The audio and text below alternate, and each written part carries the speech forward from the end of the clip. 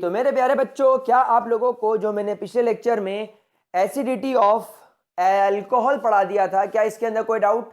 बढ़िया तरीके से चीज क्लियर हो गई। वैसे आई नो कि भैया एक बार अगर आप लोगों ने ग्रेविटी सर्कल से पढ़ लिया है और उसके बाद में अगर आप लोगों ने एक बार एनसीईआरटी उठा के देख ली है, देन आप लोगों को कोई भी डाउट नहीं रहेगा। I am 100% sure.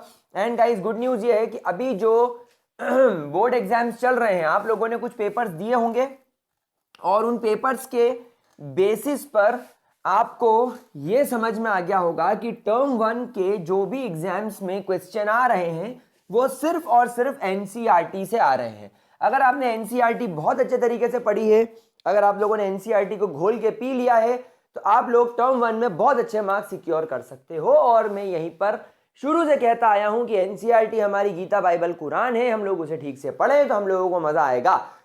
साथ ही साथ अल्कोहल फिनॉल ईथर 14 दिसंबर के पहले, यानी हमारे केमिस्ट्री के पेपर के पहले मैं कंप्लीट करा दूंगा। टर्म 1 का पूरा सिलेबस कंप्लीट हो चुका है। साइमल्टेनियसली मैं आपको डिजिटल बोर्ड पर सैंपल पेपर भी सॉल्व करवा रहा हूं। 2 सैंपल पेपर सॉल्व कर लिए हैं। आज आपको तीसरे सैंपल पेपर का फर्स्ट पार्ट भी अपलोड करवा दिया जाएगा। तो प्रैक्टिस आप लोगों के लिए सफिशिएंट हो रही है। फिर एग्जाम दे लो 14 दिसंबर को, फिर टर्म 2 की बात करेंगे। टर्म 2 के कुछ चैप्टर ऑलरेडी अपलोडेड है ना, कुछ चैप्टर ऑलरेडी अपलोडेड है, बचे हुए चैप्टर हम लोग अपलोड करेंगे और साथ साथ में क्वेश्चन पेपर सॉल्विंग भी करेंगे। तो चलिए बात करते हैं अब आज के लेक्चर में एसिडिटी ऑफ फिनॉल्स की। मतलब अब हम लोग आज देखेंगे कि हमारे जो फिनॉल्स होते हैं, क्या ये एसिडिक होते हैं? हाँ, बिल्कुल होते हैं सर। पिछले लेक्चर में आपने हमें बताया था कि अगर मेरे पास में ये फिनॉल आ जाए और अगर इस फिनॉल की रिएक्शन में सोडियम के साथ कर दूं, तो ये हाइड्रोजन के 2 एटम्स हाइड्रोजन गैस बन के बाहर उड़ जाएंगे और ये 2 सोडियम हाइड्रोजन की जगह लेके सोडियम फिनॉक्साइड बना लेंगे। Now this will be called as sodium phenoxide. भाई सर, आपने इसका नाम सोडियम फिनॉक्साइड क्यों रखा? देखो, नॉमेनक्लेचर बिल्कुल सीधा है। सोडियम मेटल बेंजीन से जुड़ा हुआ है, this is ONA। Sir sodium phenoxide क्यों? भाई देखो, जब बेंजीन को आप एज अ सब्स्टिट्यूएंट लिखते हो तो वो फिनॉल बन जाता है, वो फिनाइल बन जाता है, सॉरी फिनाइल, है ना। और दूसरी बात ये कि इस कंपाउंड का नाम है फिनॉल।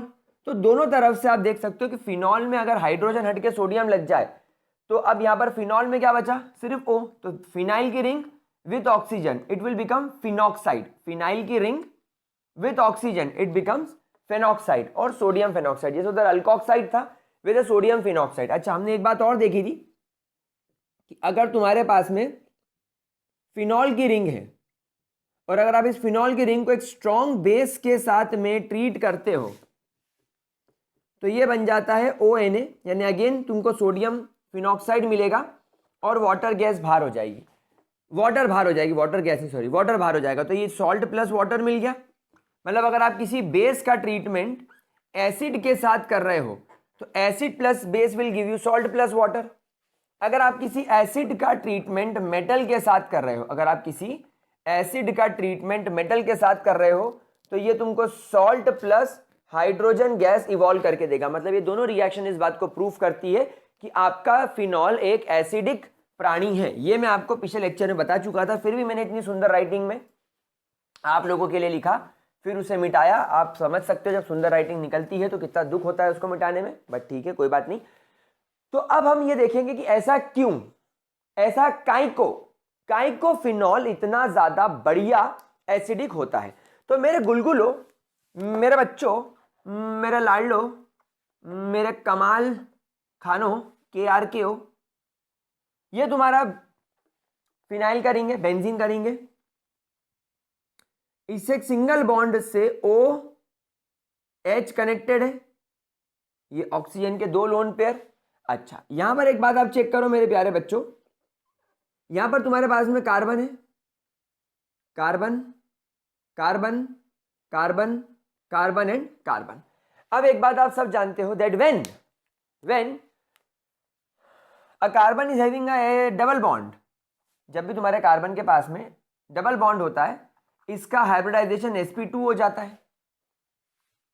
और आप ये बात भी जानते हो कि जब कार्बन का हाइब्रिडाइजेशन sp2 हो जाता है उस कार्बन की इलेक्ट्रोनेगेटिविटी कंपैरेटिवली बढ़ जाती है। भाई मैंने आपको हमेशा सिखाया है कि अगर किसी कार्बन का हाइब्रिडाइजेशन sp3 है, अगर किसी कार्बन का हाइब्रिडाइजेशन sp3 है तो उसकी इलेक्ट्रोनेगेटिविटी बहुत कम होगी। लेकिन अगर उसका हाइब्रिडाइजेशन sp2 हो जाता है तो उसकी इलेक्ट्रोनेगेटिविटी थोड़ी बढ़ जाती है, मतलब इलेक्ट्रॉन को अपनी ओर खींचने की शक्ति, इलेक्ट्रॉन को अपनी ओर खींचने की ताकत बढ़ जाती है। तो ये sp2 हाइब्रिडाइज होने की वजह से इसकी इलेक्ट्रोनेगेटिविटी बढ़ गई। अब इलेक्ट्रोनेगेटिविटी बढ़ने की वजह से मैं ये बात जानता हूं कि ऑक्सीजन इलेक्ट्रॉन विड्रॉइंग एलिमेंट है, ऑक्सीजन इस कार्बन के इलेक्ट्रॉन को अपनी ओर खींचेगा, इस वजह से oxygen will occupy partial negative charge और ये कार्बन पर पार्शियल पॉजिटिव चार्ज आ जाएगा और ये बॉन्ड पोलर हो जाएगा। ये तो होता ही है, लेकिन एक और चीज यहां पर होती है कि ये कार्बन क्योंकि sp2 हाइब्रिडाइज्ड है, इलेक्ट्रोनेगेटिविटी इसकी भी ज्यादा है और तुम्हारे ऑक्सीजन के पास में दू लोन पेयर है, दुई लोन पेयर है, तो ये इलेक्ट्रॉन रिलीजिंग ग्रुप की तरह भी बिहेव करता है। तो ये ऑक्सीजन क्या करेगा, अपने लोन पेयर को रिलीज कर देगा इस कार्बन को, तो अब रेजोनेंस चालू हो जाएगा। तो अब ये कार्बन बोलेगा कि अगर मुझे इस ऑक्सीजन से लोन पेयर लेना है, दैट मीन्स मुझे इस ऑक्सीजन और कार्बन के बीच में डबल बॉन्ड बनाना है, और अगर मुझे इस ऑक्सीजन और कार्बन के बीच में डबल बॉन्ड बनाना है तो मुझे ये डबल बॉन्ड तोड़ना पड़ेगा, क्योंकि कार्बन एक वक्त पे 4 बॉन्ड बना सकता है। एक बॉन्ड ये रहा, एक बॉन्ड ये रहा, एक बॉन्ड ये रहा, 3 बॉन्ड तो ये हो गए और चौथा बॉन्ड ये रहा। लेकिन अगर अब यहां डबल बॉन्ड बन गया तो अब 5वां बॉन्ड आ जाएगा ये, तो ये बॉन्ड तोड़ना पड़ेगा। तो ये बॉन्ड तोड़ने के लिए पड़ोसी वाले कार्बन से ये डील करता है और बोलता है तेरा इलेक्ट्रॉन तो तू रख, मेरा भी ले जा, क्योंकि मेरे पास में नया इलेक्ट्रॉन ऑक्सीजन से आ रहा है। तो अब यहां पर सिनेरियो कुछ ऐसा बन जाता है, जरा ध्यान से देखो मेरे बकुड़ो, यहां पर आ गया डबल बॉन्ड, हाइड्रोजन तो जुड़ा है, ये लोन पेयर है, लेकिन अब यहां पर ऑक्सीजन पर आ गया पॉजिटिव चार्ज। क्यों? क्योंकि ऑक्सीजन का एक इलेक्ट्रॉन तो इसके पास में है, ये वाला, लेकिन ये वाला जो इलेक्ट्रॉन है, ये इलेक्ट्रॉन इसने इस कार्बन को दे दिया, तो कार्बन को इलेक्ट्रॉन देने की वजह से इसका तो नुकसान हो गया। और ये पास वाले ऑक्सीजन पे कार्बन पे अपना इलेक्ट्रॉन तो अपने पास है, ये रहा, लेकिन ये वाला इलेक्ट्रॉन जो पहले इस कार्बन का हुआ करता था ये अब इसके पास आ गया, तो अब एक नेगेटिव चार्ज इस कार्बन पर आ गया, बाकी सब चीज अपनी जगह पर है। अब आप लोग जानते ही हो क्या होगा, अब आप लोग सब जानते हो क्या होगा। अब अगली बार ये कार्बन बोलेगा इस कार्बन को कि भैया मेरा ये लोन पेयर ले लो और मेरे से डबल बॉन्ड बना ले, तो इसको ये डबल बॉन्ड तोड़ना पड़ेगा। तो अब अगले केस में you will observe the formation of double bond over here and here, and यहाँ पर आपको एक नेगेटिव चार्ज आ जाएगा, ये ऑक्सीजन हाइड्रोजन के साथ में पॉजिटिव चार्ज लेकर अभी भी बढ़िया है। फिर अगला केस आप लोग फिर जानते हो क्या होगा, ये बोलेगा मेरे से डबल बॉन्ड बना ले, तो ये कार्बन बोलेगा कि एक काम करो पहले मैं डबल बॉन्ड तोड़ लेता हूँ। तो अब ये यहाँ पर आ गया, ये यहाँ पर आ गया, यहाँ पर आ गया तुम्हारा नेगेटिव चार्ज, ये हो गया O, ये हो गया H, ये तुम्हारा लोन पेयर, और ये हो गया पॉजिटिव चार्ज। अब लास्ट में ये कार्बन वापस इस कार्बन को बोलेगा कि तू मेरे से डबल बॉन्ड बना, तो ये कार्बन इस ऑक्सीजन को बोलेगा कि तू तेरा लोन पेयर तेरे पास रख ले ताकि मैं मेरे कार्बन भाई से डबल बॉन्ड बना लूं, और ये सब अपनी जगह पर सेटिस्फाइड हो जाएंगे। तो ये रेजोनेंस आपको होता है फिनॉल में दिखाई देता है। Now technically if you observe structure number 2, structure number 3 and structure number 4, अगर आप इन 3 स्ट्रक्चर को ऑब्जर्व करो तो you are observing a positive charge on oxygen, आपको ऑक्सीजन पर एक पॉजिटिव चार्ज दिखाई दे रहा है। अब आप सब इस बात को जानते हो कि ऑक्सीजन और पॉजिटिव चार्ज नामुमकिन, इसका मतलब ये हो गया कि मृत्युंजय सर केमिस्ट्री पढ़ाना छोड़ दे और फिजिक्स पढ़ाना शुरू कर दे, भाई कितनी गलत बात हो जाएगी, पॉसिबल ही नहीं है। उसी तरह ऑक्सीजन और positive charge is not possible. तो जब जब रेजोनेंस होगा, जब जब रेजोनेंस होगा और फिनॉल अपने स्ट्रक्चर 2, 3 और 4 वाली कंडीशन में आएगा, इसके ऑक्सीजन पर पॉजिटिव चार्ज आ जाएगा और ऑक्सीजन किसी भी कीमत पर पॉजिटिव चार्ज लेकर जिंदा रहना नहीं चाहेगा, इसलिए वो तीनों केसेस में कोशिश करेगा कि भाई कार्बन को तो मैंने लोन पेयर दिया है, कार्बन को तो मैंने इलेक्ट्रॉन पेयर दिया है, कार्बन के साथ में तो मैंने डबल बॉन्ड बनाया है, तो अब मैं उससे अपना इलेक्ट्रॉन वापस कैसे मांगू। ये तो वही बात होगा कि पहले तुमने भिखारी को 1000 रुपए की भीख दे दी, फिर तुम्हारा मन नहीं माना तो उस भिखारी के पास जाके 1000 रुपए वापस छीनने लग गए। तो क्या ये सही बात होगी? लोग हंसेंगे ना कि तू साले बेवकूफ है क्या। तो अब आप क्या करोगे, अब आप अपने दोस्त से 1000 रुपये चुरा लोगे। ठीक उसी तरह ये ऑक्सीजन भी क्या करेगा, इससे जो डबल बॉन्ड बना चुका है, तो अब इससे डबल बॉन्ड जो तोड़ नहीं सकता वो, तो वो क्या करेगा, वो इस हाइड्रोजन का इलेक्ट्रॉन छीन के इसको बाहर निकालने की कोशिश करेगा, वो इसको बाहर निकालने की कोशिश करेगा। तो अब यहां पर क्या हो जाएगा, अब यहां पर अब आप देखो, ये तुम्हारा बेंजीन का रिंग, बीच में रेजोनेंस चल रहा है, सिंगल बॉन्ड ऑक्सीजन, इसके पास में इसके 2 लोन पेयर तो हैं, इसने हाइड्रोजन के लोन पेयर को भी ले लिया और एक नेगेटिव चार्ज ऑक्यूपाई कर लिया, और हाइड्रोजन को बेचारे को पॉजिटिव चार्ज देके बाहर भगा दिया। तो आपको ये कुछ ऐसा दिखाई देगा कि जब तुम्हारे पास में फिनॉल है, तो फिनॉल में इस प्रकार आपके पास में हाइड्रोजन है, तो ये ऑक्सीजन इस लोन पेयर को इस प्रकार हाइड्रोजन के साथ में जो इलेक्ट्रॉन पेयर है उसको ब्रेक करके अपने पास खींच लेगा और उसे इस प्रकार O नेगेटिव आयन और H पॉजिटिव आयन में तोड़ देगा। तो अब आपको ये बात समझ में आ रही होगी कि OH का बॉन्ड टूटा कैसे। भाई O और H के बॉन्ड को टूटने की जरूरत क्या पड़ी, क्योंकि रेजोनेंस हो गया। और स्ट्रक्चर 2, 3 और 4 में समझ में आ रहा है कि ऑक्सीजन पर पॉजिटिव चार्ज आ गया है और ऑक्सीजन पॉजिटिव चार्ज रख नहीं सकता, इसलिए वो क्या करता है, हाइड्रोजन के बॉन्ड को तोड़ के अपने पास ले लेता है। अब जैसे ये रेजोनेंस घूम के ये इलेक्ट्रॉन पेयर वापस से इस कार्बन के पास आएगा, ये कार्बन ऑक्सीजन का इलेक्ट्रॉन उसको लौटा देगा। तो अब ऑक्सीजन के पास में 1, 2, 3, 4 अपने लोन पेयर आ गए, लेकिन उसने इतनी देर में उससे सबर नहीं हुआ और उसने क्या करा, हाइड्रोजन के इलेक्ट्रॉन को भी अपनी ओर खींच लिया। तो अब उसके पास में 2 और 2 4 इलेक्ट्रॉन तो खुद के हैं और ये इलेक्ट्रॉन हाइड्रोजन के, इसलिए वो अब आपको इस कंडीशन में दिखाई देगा। तो this is the main reason why phenols are acidic in nature. तो इसका रीजन क्या होगा, इसका रीजन आप लिखेंगे भाई, जब ये लोग रेजोनेंस करते हैं, because the hybridization of carbon is sp2, electronegativity ज्यादा होती है, ऑक्सीजन अपना इलेक्ट्रॉन पेयर कार्बन को यानी बेंजीन रिंग में ट्रांसफर कर देता है और अपने नेगेटिव चार्ज को इस रिंग में डीलोकलाइज कर देता है। तो इसके नेगेटिव चार्ज को रिंग संभाल रही है, इतनी देर में oxygen occupies the positive charge, और पॉजिटिव चार्ज ऑक्सीजन को रखना नहीं होता है, तो वो अपने हाइड्रोजन के साथ में बॉन्ड तोड़ के उसके इलेक्ट्रॉन को अपने पास रख के खुद को सेटिस्फाई करने की कोशिश करता है। लेकिन इस हाइड्रोजन के रिलीज हो जाने की वजह से आपको प्रोटॉन रिलीज होता हुआ दिखाई देता है और इस बात को प्रूफ करता है कि एसिड है, क्योंकि एसिड हमेशा प्रोटॉन रिलीज करते हैं। तो चलो इसको नोट करो मेरे प्यारे बच्चों, प्लीज नोट इट डाउन, देख लो इसको अच्छे से, अगर इसके अंदर कोई प्रॉब्लम हो तो। डन, कोई परेशानी? तो स्टेटमेंट क्या लिख सकते हैं, that carbon of benzene ring is more electronegative because of its sp2 hybridization, sp2 hybridization होने की वजह से आपके बेंजीन रिंग का जो कार्बन होता है वो मोर इलेक्ट्रोनेगेटिव होता है, and hence it withdraws the electron pair from oxygen present in the form of OH group, and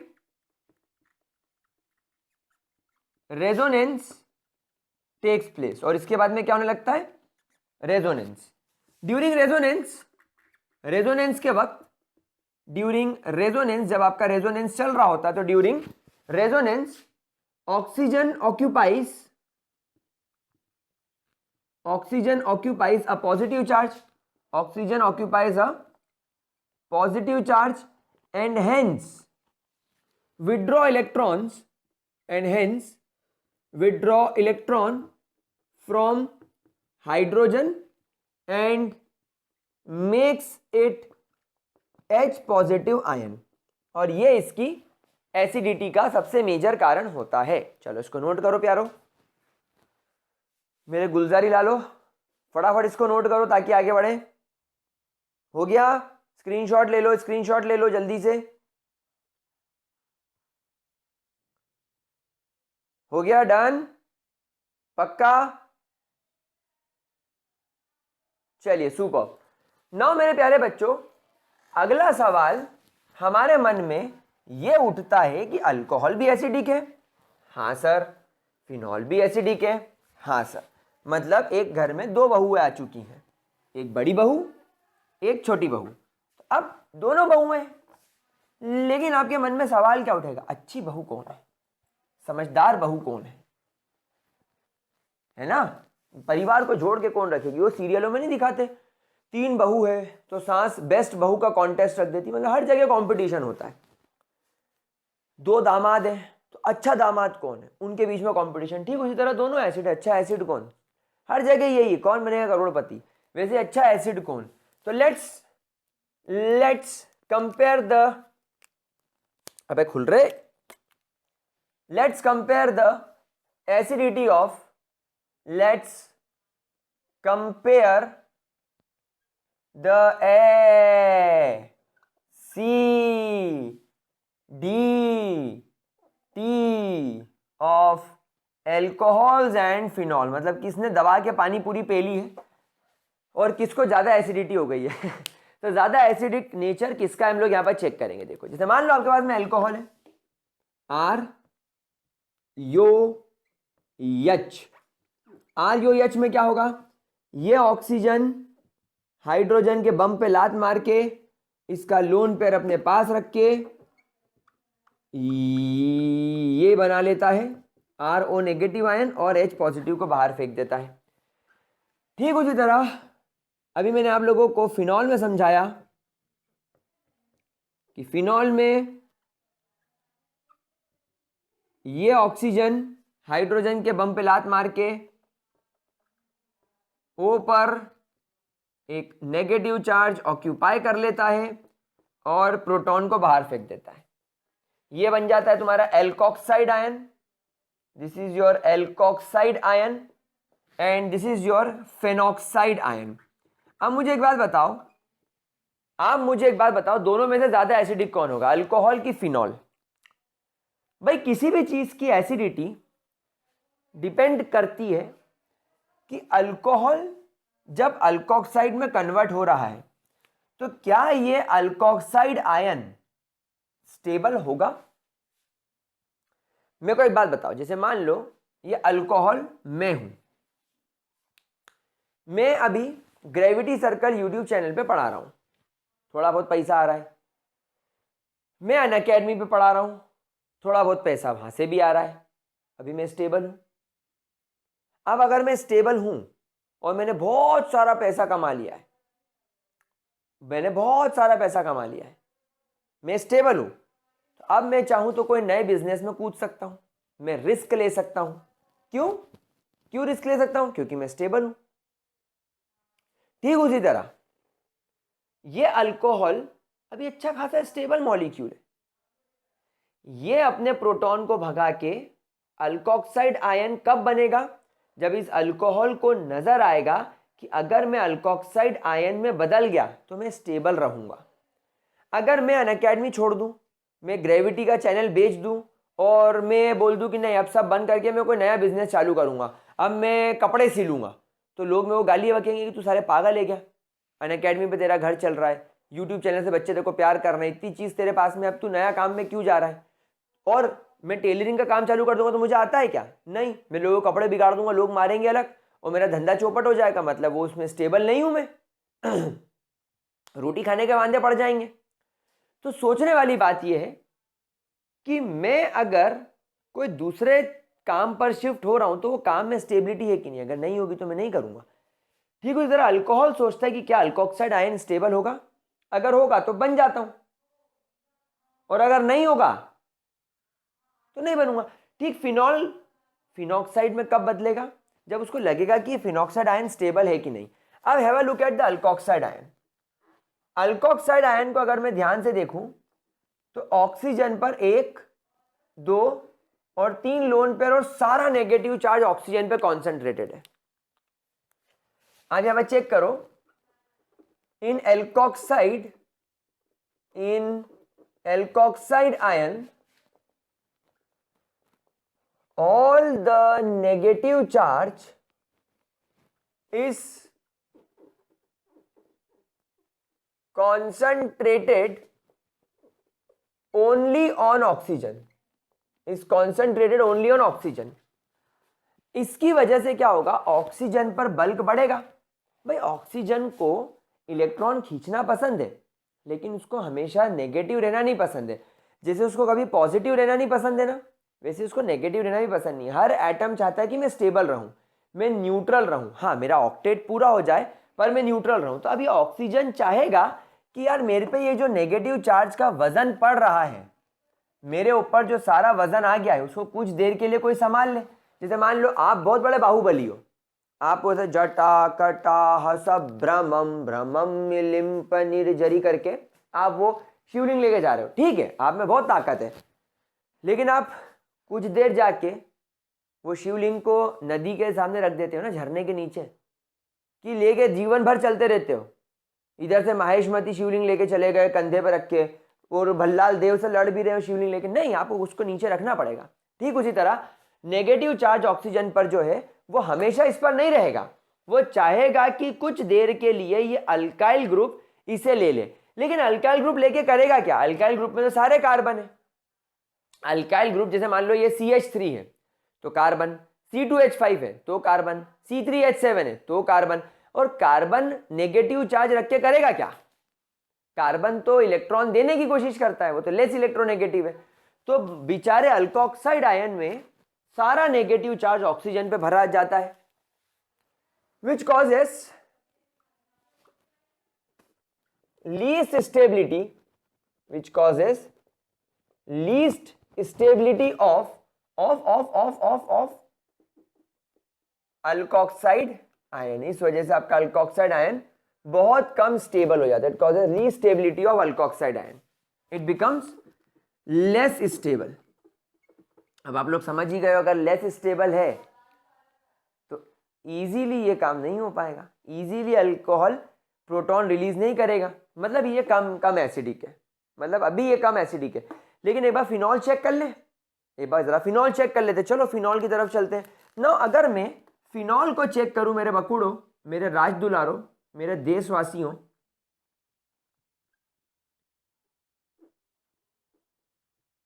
तो आप खुद ये बात जानते हो कि आपका अल्कोहल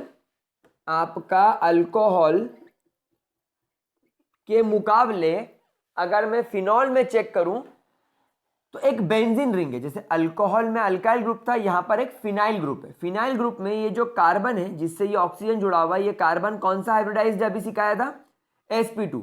तो ये ऑक्सीजन अपना लोन पेयर इस कार्बन को ट्रांसफर कर देगा, ये इसको ट्रांसफर कर देगा, तो यहां पर रेजोनेंस स्टार्ट हो जाएगा। अब नेगेटिव चार्ज यहां आ गया, ये ऑक्सीजन के साथ डबल बॉन्ड बन गया, ये और ये। अब थोड़ी देर बाद जब ये थक जाएगा तो ये नेगेटिव चार्ज इसको दे देगा, ये बॉन्ड टूट जाएगा। अब यहां डबल बॉन्ड बन जाएगा, यहां डबल बॉन्ड बन जाएगा और नेगेटिव चार्ज इसके पास आ जाएगा, ये ऑक्सीजन। अब कुछ देर बाद जब ये वाला कार्बन थक जाएगा, ये अपना लोन पेयर इस कार्बन को दे देगा, तो ये इसको तोड़ देगा। तो सिचुएशन कुछ ऐसी अराइज हो जाएगी कि यहां डबल बॉन्ड, यहां डबल बॉन्ड, यहां आ गया नेगेटिव चार्ज, यहां आ गया डबल बॉन्ड O। फिर कुछ देर बाद बोलेगा ये ऑक्सीजन को, भाई अपना लोन पेयर तू पकड़, तो ये बोलेगा ठीक है ला भाई मने दे दे मने, तो ये इसके पास लेके फिर नेगेटिव चार्ज आ जाएगा। तो अब आप देखो यहाँ पर structure 1, structure 2, structure 3, structure 4 and structure 5, इन पांचों स्ट्रक्चर के अंदर आप देखो नेगेटिव चार्ज किसी एक एटम पर कॉन्सेंट्रेट हो ही नहीं रहा है। इसको ऐसा भी आप देखो कि ऑक्सीजन पर नेगेटिव चार्ज मतलब एक घर के अंदर अभी अभी न्यू बॉर्न बेबी, बहुत छोटा सा बच्चा, एकदम प्यारा सा। अब उस छोटे बच्चे को अगर संभालने की रिस्पॉन्सिबिलिटी सिर्फ ऑक्सीजन पर आ जाएगी तो ऑक्सीजन पक जाएगा, ये बच्चा भी पक जाएगा, बोलेगा दिन भर मेरे को इसके पास रखते हैं, ये बोलेगा कि दिन भर इसको मेरे पास रखते हैं, क्योंकि इस बच्चे को संभालने के लिए घर में कोई है ही नहीं। लेकिन अगर मैं फिनॉक्साइड की बात करूं तो कभी छोटू बेबी इसके पास है, फिर छोटू बेबी इसके पास आ गया, फिर इसके पास आ गया, फिर इसके पास आ गया, मतलब बड़ी फैमिली है, एक बड़ी फैमिली जिसमें छोटे बच्चों को संभालने के लिए दादी, दादा, चाचा, चाची, बुआ, भैया, बहुत सारे लोग हैं, मम्मी, पापा, ढेर सारे लोग हैं उस बच्चे को संभालने के लिए। तो किसी एक पर बर्डन नहीं पड़ रहा है, मतलब ये स्टेबल है। मतलब कि फिनॉल सोचेगा कि अगर मैं प्रोटॉन निकाल दूं और फिनॉक्साइड बन जाऊं तो क्या मैं स्टेबल रहूंगा? हाँ, इसके नेगेटिव चार्ज को स्टेबलाइज करने के लिए रेजोनेंस नाम की प्रोसेस हो रही। तो यहां पर हम लिखेंगे इन फिनॉक्साइड्स, हम यहां पर क्या लिखेंगे लाडलो, in phenoxides the negative charge is properly distributed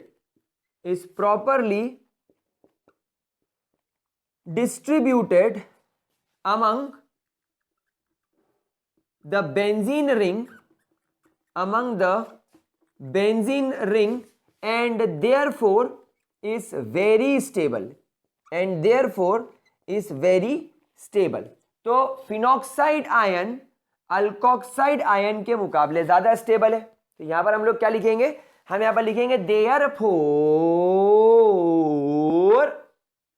आपका जो फिनॉक्साइड आयन है इज मोर स्टेबल देन आपका अल्कोक्साइड आयन। अल्कोक्साइड आयन के मुकाबले phenoxide ion are more stable. What we are talking about, we are talking about the stability. हम stability factor देख रहे हैं और इस वजह से hence phenols are more acidic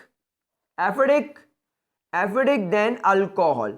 alcohol के मुकाबले फिनॉल ज्यादा बड़ा गुंडा होता है। क्या गुंडा होने का रे तू, समझ में आ रही बात? यस और नो? पहले इतना नोट करो फिर आगे बढ़ते हैं, please note it down.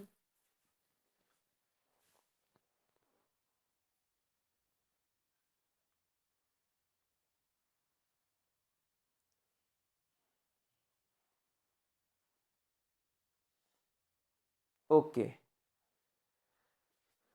Sorry guys, वो फ्रेम में थोड़ा कट गया था उधर का, मैंने अभी कैमरा चेक किया। अब आप इसको नोट कर लो, please note it down, guys. Important update, अगर आपको अनअकैडमी ऐप डाउनलोड करना तो आप प्ले स्टोर पर जाकर अनअकैडमी क्लिक करके अनअकैडमी लर्निंग्स ऐप डाउनलोड करेंगे। जो भी स्पेशल क्लासेस वहाँ पर जो होती हैं हमारी, अगर आपको हमारी स्पेशल क्लासेस अटेंड करनी तो आपको उसके लिए कोड यूज़ करना है ग्रेविटी, यानी अपने ग्रेविटी सर्कल का ग्रेविटी। अनअकैडमी पर जाकर आप अपना मोबाइल नंबर देकर आप अपनी इंग्लिश या जो भी आपकी लैंग्वेज है वो चूज़ करके आप अपनी कैटेगरी पर जाएंगे, क्लास 6 to 12। वहाँ पर आप IIT JEE NEET foundation click करेंगे और वहाँ पर यूज़र प्लान जो होता है अनलॉक द फ्री प्लान, उस पर जाकर आप क्लिक करेंगे, ग्रेविटी लिखेंगे। आप सेल्फ स्टडी का भी यहाँ पर ऑप्शन चूज़ कर सकते हैं। सेल्फ स्टडी पर जाकर फ्री लाइव क्लासेस पर जाकर आप फ्री लाइव क्लासेस देख सकते हैं। आप सेल्फ स्टडी पर जाकर find the best courses and batches पर जाकर आप मेरे और मेरे जैसे बहुत सारे एजुकेटर्स के बैचेस देख सकते हैं। यहाँ पर आपको मिलेगा टेस्ट सीरीज। और एक बहुत इंपॉर्टेंट अपडेट यहाँ पर आया, raise a hand feature. Guys, raise a hand feature में आप लोग डायरेक्टली मुझसे लाइव कॉल पर बात कर सकते हो वाइल टेकिंग द क्लासेस। तो raise a hand feature Unacademy का USP है। आप आस्क का डाउट फीचर भी यूज कर सकते हो, कमेंट के पास में क्वेश्चन मार्क पे क्लिक करके आप कोई भी डाउट मुझसे पूछ सकते हो। उसके अलावा भी अनअकैडमी पर डाउट एंड सॉल्यूशंस 24/7 अवेलेबल है। आपको बस एक फोटोग्राफ खींचकर वहां पर अपलोड करना है। अगर आपको सब्सक्रिप्शन लेना हो तो गाइज आप लोग गेट सब्सक्रिप्शन पे क्लिक करके सब्सक्रिप्शन ले सकते हैं। आपको ढेर सारी फ्री लाइव क्लासेस मिलेंगी, स्टडी मटेरियल मिलेगा, प्रैक्टिस शीट मिलेगी, टेस्ट सीरीज मिलेगी, बैच कोर्सेज मिलेंगे, मेंटोरशिप मिलेगी और स्टडी मटेरियल, टॉप एजुकेटर्स तो यहाँ पर है ही। हो गया पक्का? कोई तकलीफ, कोई परेशानी? 100% श्योर? चलिए, द लास्ट थिंग जिस पर मुझे ऐसा लगता है कि शायद एक सवाल तो बन सकता है। सर क्या? देखो, अभी मैंने एसिडिटी पर सैंपल पेपर के अंदर भी बहुत सवाल देखे हैं। अब क्योंकि अल्कोहल हमारा तो लल्लू चप्पू निकला, अल्कोहल हमारा एसिडिक तो है लेकिन फिनॉल के मुकाबले ये कम एसिडिक है। तो अब हमें ये देखना है कि भैया फिनॉल क्या एक ही टाइप के होते हैं? जी नहीं, मार्केट में सब्स्टिट्यूटेड फिनॉल्स भी तो होते हैं। तो if you talk about substituted phenols, sir सबसे पहले तो ये बताओ, बोर मत करो, पहले ये बताओ कि सब्स्टिट्यूटेड फिनॉल्स होते क्या हैं?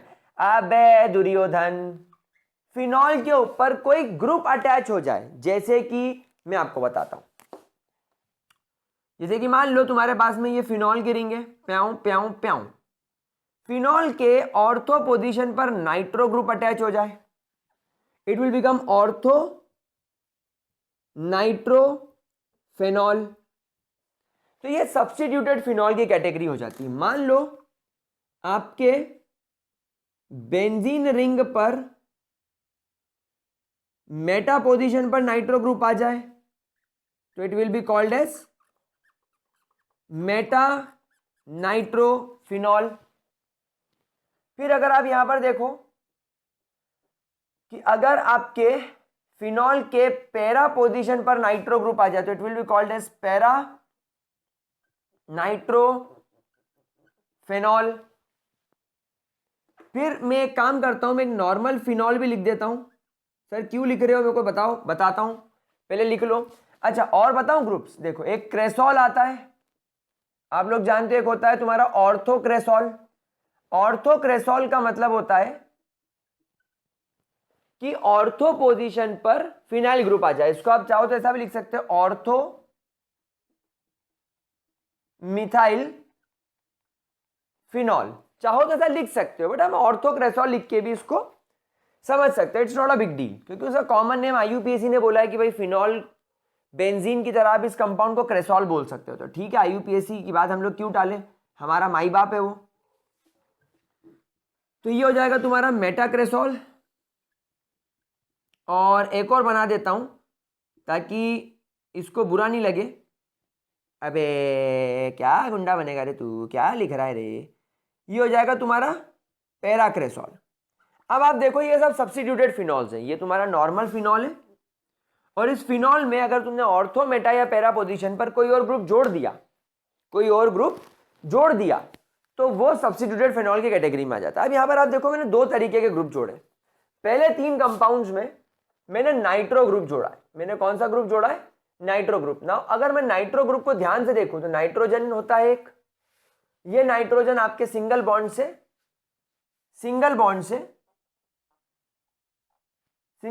से आपकी बेंजीन की रिंग से कनेक्टेड है, मतलब एक इलेक्ट्रॉन तो यहां आ गया। बचे हुए दो इलेक्ट्रॉन इसने एक ऑक्सीजन के साथ शेयर करके अपना ऑक्टेट धांसू तरीके से पूरा कर लिया, और अब इसके पास में जो लोन पेयर है, इसने वो लोन पेयर एक ऑक्सीजन को देके उसका भी ऑक्टेट पूरा कर दिया। तो ये तुम्हारा नाइट्रो ग्रुप कुछ ऐसा दिखता है। लेकिन अब आप लोग सब इस बात को जानते हो कि नाइट्रो ग्रुप में मस्तीखोर है ऑक्सीजन। यार भिखारी तो नाइट्रोजन भी है, भिखारी ऑक्सीजन भी है, बट जब दो भिखारी आमने सामने आएंगे तो हमेशा बड़ा भिखारी जीतेगा। तो oxygen being more electronegative, oxygen बदमाशी करेगा और नाइट्रोजन के इलेक्ट्रॉन को अपनी ओर विड्रॉ करने की कोशिश करेगा। अब इस वजह से बेचारा त्वाडा कुत्ता टॉमी, साडा कुत्ता कुत्ता नहीं, त्वाडा नाइट्रोजन, इस वजह से त्वाडा जो नाइट्रोजन रहेगा वो नाइट्रोजन के पास में अब सिर्फ एक ही इलेक्ट्रॉन रह गया, क्योंकि ऑक्सीजन ने उसके ये इलेक्ट्रॉन को विड्रॉ कर लिया। ये रहा, ये रहा और ये रहा। पहले इसके बाद में दो लोन पेयर, तब इसके बाद में तीन लोन पेयर आ गया और एक नेगेटिव चार्ज आ गया, क्योंकि टेक्निकली ये इलेक्ट्रॉन तो इसका खुद का था, लेकिन ये इलेक्ट्रॉन तो नाइट्रोजन का था। तो ये रहा वो नाइट्रोजन का इलेक्ट्रॉन। तो अब इस पर आ गया नेगेटिव चार्ज और नाइट्रोजन पर आ गया पॉजिटिव चार्ज। नाउ इस पॉजिटिवली चार्ज नाइट्रोजन, अगर ये नाइट्रोजन जिस पर आपके पॉजिटिव चार्ज है, ये नाइट्रोजन जिस पर पॉजिटिव चार्ज है, अब वो क्या करेगा, वो भी मोर इलेक्ट्रोनेगेटिव है। और ये जुड़ा किससे, ये तुम्हारे बेंजीन रिंग के कार्बन से जुड़ा हुआ है। ये तुम्हारे बेंजीन रिंग के कार्बन से जुड़ा हुआ है। तो अब ये नाइट्रोजन क्या बोलेगा, मेरे को इलेक्ट्रॉन दे, मतलब दे। तो अब क्या होगा, अब होगा ये कि ये जो तुम्हारा बेंजीन है मेरे प्यारे बच्चों, ये और ये, अब ये कार्बन से लगातार ये नाइट्रोजन भीख मांगेगा, मेरे को पॉजिटिव चार्ज नहीं रखना, मेरे को इलेक्ट्रॉन दे। तो ये कार्बन मजबूरी में क्या बोलेगा कि ये कार्बन बोलेगा देखो मैं आपको मेरा इलेक्ट्रॉन तो नहीं दे सकता वरना मैं मर जाऊंगा, लेकिन मेरे पास में एक डबल बॉन्ड है जिसमें एक इलेक्ट्रॉन मेरा है, एक इलेक्ट्रॉन सामने वाले कार्बन का है। तो एक काम करो, सामने वाले कार्बन का इलेक्ट्रॉन आप ले लो। ये नाइट्रोजन बोलेगा मेरे को कोई फर्क नहीं पड़ता, मेरे को सिर्फ इलेक्ट्रॉन से मतलब है। तो ये कार्बन अपना डबल बॉन्ड तोड़ के अपना इलेक्ट्रॉन इस नाइट्रोजन को फॉरवर्ड कर देगा। समझे? तो अब सिचुएशन क्या बनेगी, अब सिचुएशन बन जाएगी ये कि अब इस कार्बन पर आ जाएगा पॉजिटिव चार्ज यहां नाइट्रोजन से बन गया double bond, oxygen single bond, nitrogen और ऑक्सीजन पे नेगेटिव चार्ज, ये सेटिस्फाई हो गया और पॉजिटिव चार्ज रिंग में उतर गया। फिर अगली बार ये डबल बॉन्ड इधर आ जाएगा, तो अब तुम्हारे फिनॉल के अंदर पॉजिटिव चार्ज यहां आ जाएगा, यहां डबल बॉन्ड, यहां डबल बॉन्ड, यहां डबल बॉन्ड, ये सिंगल बॉन्ड ऑक्सीजन और ये तुम्हारा नाइट्रोजन और ये ऑक्सीजन पे डबल बॉन्ड नेगेटिव चार्ज। फिर अगली बार ये इधर आ जाएगा। आप समझ गए ना सीन, रेजोनेंस करना आ गया ना। तो अब ये यहां आ जाएगा, यहां आ जाएगा, इधर आ जाएगा पॉजिटिव चार्ज, ये डबल बॉन्ड नाइट्रोजन ऑक्सीजन और ये नेगेटिव चार्ज, तो ये रेजोनेंस होने लग जाएगा। इसका मतलब क्या हुआ, इसका मतलब क्या हुआ कि आपके नाइट्रो ग्रुप ने रिंग में से इलेक्ट्रॉन विड्रॉ कर लिया। आपके इस नाइट्रो ग्रुप ने इस बेंजीन की रिंग में से इलेक्ट्रॉन विड्रॉ कर लिया, इलेक्ट्रॉन खींच लिया। क्या करा, इलेक्ट्रॉन खींच लिया। क्या इतनी बात समझ में आ गई? तो क्या मैं मेरे नाइट्रो ग्रुप को इलेक्ट्रॉन विड्रॉइंग ग्रुप की कैटेगरी में डाल दूं? Very good. तो आपका nitro group is basically an electron withdrawing group. ये एक प्रकार का इलेक्ट्रॉन विड्रॉइंग ग्रुप है। अब सर इसको हमारी फिनॉल की रिंग से लगाने का क्या फायदा? देखो, अभी आप लोग सब इस बात को जानते हो कि अगर तुम्हारा फिनॉल, अगर आपका फिनॉल या हाइड्रोजन से इलेक्ट्रॉन लेके अगर इस बॉन्ड को तोड़ता है तो इस पर आ जाता है 1 2 3 4 5 6 और एक नेगेटिव चार्ज और एक प्रोटॉन बाहर हो जाता है। अब इसको क्या करना है, अब इस फिनॉक्साइड आयन को रेजोनेंस करना है और रेजोनेंस करते वक्त नेगेटिव चार्ज या तो यहां दिखेगा फर्स्ट केस में, या तो यहां दिखेगा सेकेंड केस में, या तो यहां दिखेगा थर्ड केस में, और ये ऑक्सीजन कुछ ऐसा दिखाई देगा रेजोनेंस में। याद करो मैंने सिखाया था। अब ये नेगेटिव चार्ज को अगर बाहर से भी सपोर्ट मिल जाए संभालने के लिए, ये जो ऑर्थो पोजीशन पे और ये जो पैरा पोजीशन पर इस फिनॉक्साइड में रेजोनेंस की वक्त जो नेगेटिव चार्ज बढ़ रहा है, नो डाउट इसको संभालने के लिए ये कार्बन है, नो डाउट इनको संभालने के लिए कार्बन है, कोई परेशानी वाली बात नहीं है। लेकिन अगर इनको बाहर से भी एक सपोर्ट मिल जाए, जैसे मान लो कि मेरे घर में एक बेबी है, मैं, अमृता, मेरी मम्मी, मेरे चाची चाचा, मेरी सिस्टर्स, हम लोग सब संभाल रहे हैं, लेकिन बाहर से भी अगर हमारे यहां और थोड़े से 2-3 लोग आ जाएं जो हमारे घर पे रह के उस बेबी को संभालने में हमारी मदद करो, तो हम लोग और फ्री हो जाएंगे। बात समझ में आ रही है? हमें और स्टेबिलिटी मिल जाएगी। तो अब हमें यहां पर ध्यान रखना है कि क्या हम लोग हमारे ऑर्थो और पैरा पोजीशन पर, क्योंकि नेगेटिव चार्ज नहीं बढ़ रहा है, आप देखो मेटा पोजीशन पर इलेक्ट्रॉन डेंसिटी नहीं बढ़ रही है, सिर्फ ऑर्थो और पैरा पोजीशन पे बढ़ रही है। तो अगर हम हमारे रिंग के ऑर्थो और पैरा पोजीशन पर एक ऐसा ग्रुप लगा दें जिसे इलेक्ट्रॉन की नीड हो, यानी हमारे घर पे कुछ और ऐसे लोग आ जाए जिन्हें बच्चों से प्यार हो, तो वो उन्हें संभालेंगे, उनके साथ खेलेंगे। ठीक उसी तरह अगर मैं हमारी रिंग में ऑर्थो और पैरा पोजीशन पर एक ऐसा ग्रुप लगा दूं जिसे इलेक्ट्रॉन की आवश्यकता हो, जिसे इलेक्ट्रॉन की जरूरत हो, तो वो इस ऑक्सीजन को और प्रमोट करेंगे कि तू तो इलेक्ट्रॉन भेज, हम संभाल लेंगे, तू इलेक्ट्रॉन भेज, हम संभाल लेंगे। तो ये फिनॉल का ऑक्सीजन क्या सोचेगा, अरे वाह, अगर मैं इस प्रोटॉन को लात मार के भगा दूं तो मेरे पे जो नेगेटिव चार्ज आएगा उसकी रिस्पॉन्सिबिलिटी मेरी तो रही नहीं, मेरी है थोड़ी बहुत है, लेकिन बाकी सारे लोग भी उस रिस्पॉन्सिबिलिटी को निभाने में मेरी मदद करेंगे। तो वो हाइड्रोजन को जो लात देगा, बोलेगा भाग, लात मारेगा और नेगेटिव चार्ज को रिंग में उतार देगा। और ये करने में आपके नाइट्रो ग्रुप जैसे इलेक्ट्रॉन विड्रॉइंग ग्रुप आपकी मदद करेंगे। तो अब आप यहां पर देखो कि ऑर्थो पोजीशन पर और पैरा पोजीशन पर नाइट्रो ग्रुप का जुड़ना एक पॉजिटिव टास्क हो गया। इनफैक्ट मेटा पोजीशन पर क्योंकि इलेक्ट्रॉन की डेंसिटी नहीं आ रही है, मेटा पोजीशन कोई ज्यादा इंपॉर्टेंट नहीं है, बट फिर भी क्या बात समझ में आ रही है?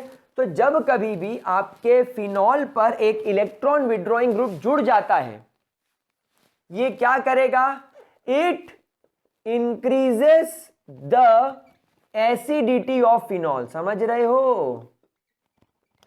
ये फिनॉल की एसिडिटी को बढ़ा देगा। क्यों? फिनॉल की एसिडिटी डिपेंड करेगी कि कितनी आसानी से ये ऑक्सीजन इस हाइड्रोजन को बाहर फेंक रहा है। किस पर डिपेंड करेगी एसिडिटी? कि इस ऑक्सीजन पर जो नेगेटिव चार्ज आएगा उसको संभालने के लिए रिंग में कितने मेंबर्स हैं, और अगर उन मेंबर्स के अलावा और एडिशनल कोई मेंबर जुड़ जाता है तो नेगेटिव चार्ज को रिंग के अंदर स्टेबलाइज करना और आसान हो जाएगा। तो फिर जितना आसान नेगेटिव चार्ज को रिंग के अंदर रखना होगा उतने आसानी से ऑक्सीजन और हाइड्रोजन एक दूसरे से अलग हो जाएंगे और उतनी ज्यादा एसिडिटी हो जाएगी। क्या बात समझ में आ रही है? तो इलेक्ट्रॉन विड्रॉइंग ग्रुप ये होगा। इलेक्ट्रॉन विड्रॉइंग ग्रुप, इसके अलावा आपको CHO भी दिखाई देता है। इलेक्ट्रॉन विड्रॉइंग ग्रुप इसके अलावा आपको कीटोन भी दिखाई देता है। इलेक्ट्रॉन विड्रॉइंग ग्रुप इसके अलावा आपको C double bond O OH भी दिखाई देता है। तो ये सब भी तुम्हारे इलेक्ट्रॉन विड्रॉइंग ग्रुप की कैटेगरी में। तो ध्यान रखना, अगर ये जुड़ा हुआ तो भी एसिडिटी बढ़ जाएगी। लेकिन अगर मान लीजिए मेरे पास में कोई अल्काइल ग्रुप आ गया, कोई अल्काइल ग्रुप आ गया, जैसे ये मिथाइल, जैसे कि ये मिथाइल, तो क्या होगा मेरे प्यारे बच्चों? अब मिथाइल में कार्बन है, मिथाइल में कार्बन है, और ये कार्बन जिस एटम से जुड़ा हुआ है वो भी कार्बन है, ये भी कार्बन है, ये भी कार्बन है, लेकिन ये कार्बन sp2 हाइब्रिडाइज्ड है। मतलब ये वाला रिंग का कार्बन इलेक्ट्रॉन खींचना चाहता है, और ये वाला जो मिथाइल ग्रुप का कार्बन है ये sp3 है, ये इलेक्ट्रॉन देना चाहता है। तो अल्काइल ग्रुप बेचारे इलेक्ट्रॉन डोनेटिंग ग्रुप बन जाते हैं। क्या बन जाते हैं मेरे दुर्योधनो? Electron donating group. और electron donating group electron ring में छोड़ देते हैं। ये क्या करेंगे? इलेक्ट्रॉन को कहां छोड़ देंगे? रिंग में। अच्छा, अब फिनॉल वैसे ही परेशान है, तुम्हारा फिनॉल वैसे ही इस हाइड्रोजन को जब उसने भगाया यहां से, तो वो वैसे ही परेशान है कि मेरे नेगेटिव चार्ज को एक तो ये संभाले, फिर ये संभाले, फिर ये संभाले, ऊपर से आप इसके अंदर एक ऐसा मेंबर और जोड़ दो जो अपने भी इलेक्ट्रॉन इस रिंग को दे दे, जो अपने भी इलेक्ट्रॉन इस रिंग में ट्रांसफर कर दे, तो ये रिंग तो परेशान हो जाएगी। ये रिंग बोलेगी कि मैं इसके इलेक्ट्रॉन को संभालूं कि तेरे इलेक्ट्रॉन को संभालूं। तो रिंग बोलेगी कभी तू इलेक्ट्रॉन दे, कभी तू दे, कभी तू दे, कभी तू दे। तो अब रेशो 50-50 पर चला गया। पहले फिनॉल जब अकेला था तो रिंग में सिर्फ ऑक्सीजन के इलेक्ट्रॉन को संभालने की रिस्पॉन्सिबिलिटी थी। जब नाइट्रो ग्रुप लगा तो भी रिंग में सिर्फ ऑक्सीजन के इलेक्ट्रॉन को संभालने की रिस्पॉन्सिबिलिटी थी, लेकिन वो रिस्पॉन्सिबिलिटी ये 3 कार्बन के अलावा ये नाइट्रो ग्रुप ने भी ले ली, तो रिस्पॉन्सिबिलिटी बढ़ गई।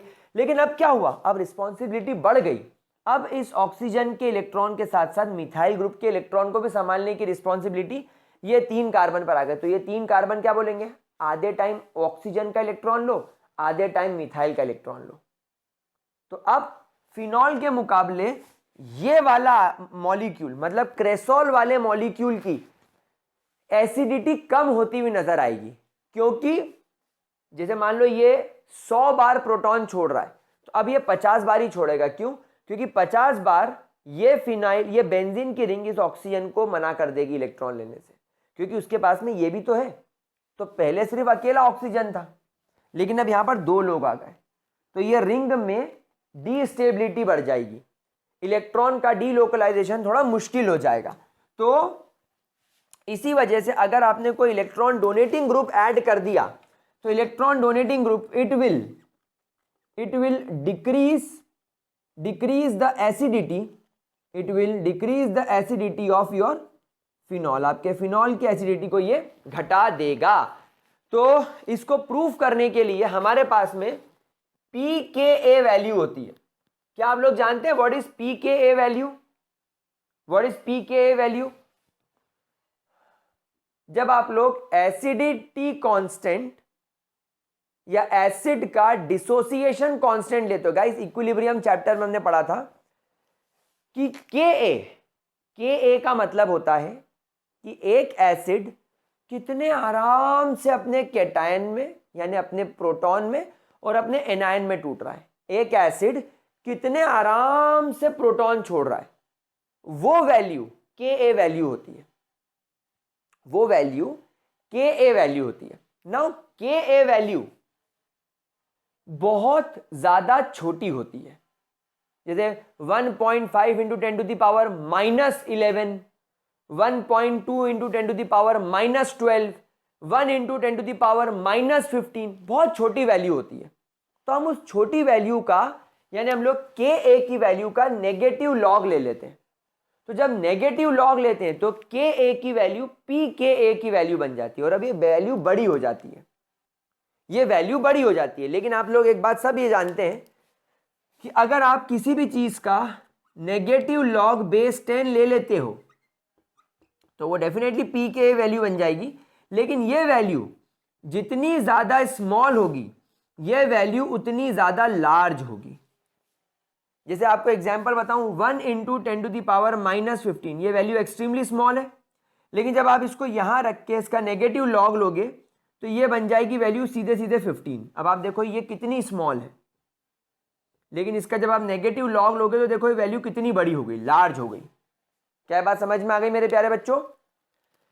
तो हम लोगों को पी के ए वैल्यू याद करना और पढ़ना आसान होता है, इसलिए हम लोग पी के वैल्यू के साथ जाएंगे। यहां पर सब लोग स्टार बनाकर एक पॉइंट लिखेंगे, यहां पर सब लोग स्टार बनाकर एक बात लिखेंगे, लार्जर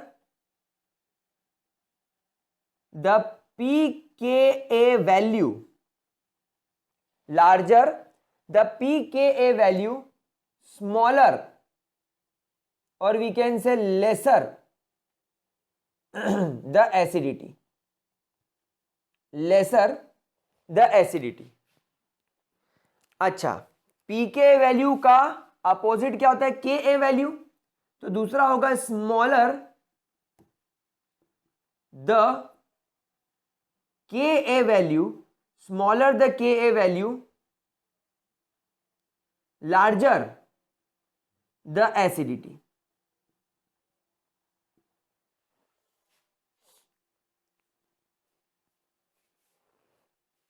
क्या बात समझ में आ गई?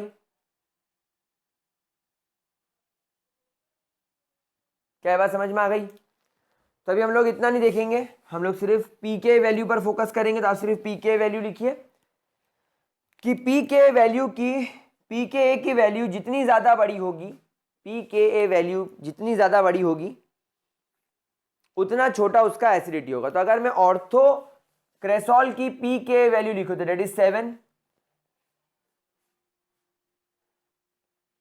दूसरा अगर मैं मेटा की लिखूँ तो इट इज 7.2, पैरा की लिखूँ तो इट इज 7.1। तो अब आप खुद देखो, जब रेजोनेंस होता है तो ऑर्थो और पैरा पोजीशन पर इलेक्ट्रॉन की डेंसिटी बढ़ती है ना? तो ऑर्थो ये या पैरा पोजीशन पर जब नाइट्रो ग्रुप आता है तो उसकी पीके वैल्यू और छोटी है, लेकिन जब मेटा पे आता है तो पीके वैल्यू थोड़ी बढ़ जाती है। क्यों? क्योंकि मेटा पोजीशन पर नेगेटिव चार्ज आता ही नहीं, लगाओ नहीं लगाओ एक बराबर है, फिर भी उसकी प्रेजेंस आपको शो करिए। अच्छा, फिनॉल की पीके वैल्यू 10 होती है, फिनॉल की पीके वैल्यू 10 होती है। तो अब आप खुद देखो कि फिनॉल के मुकाबले अगर आपने नाइट्रो ग्रुप लगा दिया तो पीके वैल्यू और बढ़ जाती है। क्या ये बात समझ में आ रही है? अच्छा, इसकी पीके वैल्यू 10.2 होती है, इसकी पीके वैल्यू 10.1 होती है और इसकी पीके वैल्यू 10.2 होती है। देखो फिनॉल से और ज्यादा बढ़ गई। तो यहां पर मैंने क्या लिखा है? Larger the pKa value lesser will be acidity. इसका मतलब क्रेसॉल की एसिडिटी लेस होगी, फिनॉल की एसिडिटी मॉडरेट होगी और तुम्हारे नाइट्रोफिनॉल्स की एसिडिटी हायर होगी। क्या बात समझ में आ गई मेरे प्यारे बच्चों? तो इसी के साथ आपका सब्स्टिट्यूटेड फिनॉल वाला पार्ट खत्म होता है। पीके वैल्यू का कॉन्सेप्ट मैंने आपको बता दिया, बस आपको पीके वैल्यू ही याद रखनी है। आपको अभी के वैल्यू पे नहीं जाना है, उसमें लॉग वगैरह लेना होता है तो आप उस पर मत जाओ, मैंने सिर्फ नॉलेज के लिए बताया, बाकी सब भूल जाओ। बस ये देखो कि पीके वैल्यू ज्यादा एसिडिटी कम, पीके वैल्यू ज्यादा एसिडिटी कम। मतलब अगर आपसे कोई पूछे कि मेरे पास में अगर ऑर्थोक्रेसॉल है, फिनॉल है और ऑर्थोनाइट्रोफिनॉल है, तो ज्यादा एसिडिक कौन होगा? आप बोलेंगे सबसे पहले ऑर्थोनाइट्रोफिनॉल, फिर फिनॉल और फिर ऑर्थोक्रेसॉल। क्या है, बात समझ में आ गई? ग्रेट। तो चलो इसी के साथ हमारा वाला पार्ट कंप्लीट होता है। अब अगले लेक्चर में मैं आपके साथ में ईस्टरिफिकेशन वगैरह स्टार्ट करूंगा और electrophilic aromatic substitution reaction start करेंगे और हमारा अल्कोहल फिनॉल खत्म हो जाएगा, फिर ईथर बचेगा। 14 तारीख के पहले पहले आपका चैप्टर कंप्लीट करा दूंगा। सैंपल पेपर 2 सॉल्व करवा दिए, तीसरा सॉल्व करवाना आज ही शुरू करने वाला हूं। तो इस लेक्चर को यहीं खत्म कर रहे हैं, तब तक के लिए bye bye, take care and have a great day मेरे लाडलो।